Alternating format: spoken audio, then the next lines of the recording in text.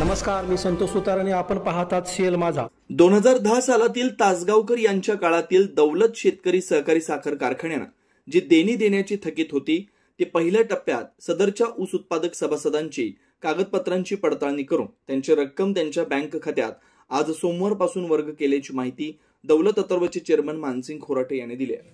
नमस्कार. ठरल्याप्रमाणे 2010 सालची तासगावकर यांच्या काळातील FRP जी दौलत देणं बाकी होतं ती देणी आम्ही द्यायला आजपासून सुरुवात केलेली आहे.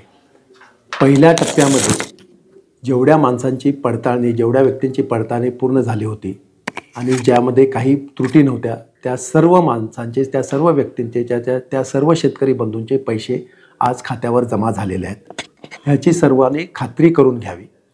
त्या व्यतिरिक्त इतरसुद्धा पडताळण्या काही चालू आहेत. इतर गावांच्यासुद्धा पडताळण्यांचे दिवस लावले गेलेले आहेत. त्याप्रमाणे पडताळण्या लवकरात लवकर पूर्ण करून प्रत्येक पंधरवड्याला एक यादी जशा जशा पडताळण्या पूर्ण होतील तसे पैसे आम्ही सोडत राहू.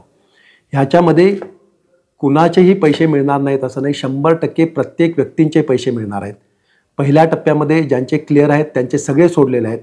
ताबडतोब आम्ही इतर लोकांचे सुद्धा काही पडताळण्या शिल्लक आहेत ते करून सुद्धा सोडणार आहोत.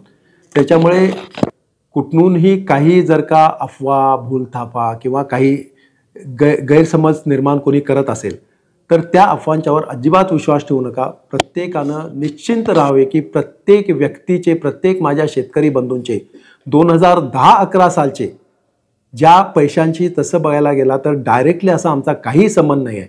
पण आम्ही ती देणे लागतो म्हणून ती देणी आम्ही सुरू केलेली आहेत आणि लवकरात लवकर पूर्ण सर्वांची देणी ज्याच्या त्याच्या खात्यावर जमा होतील.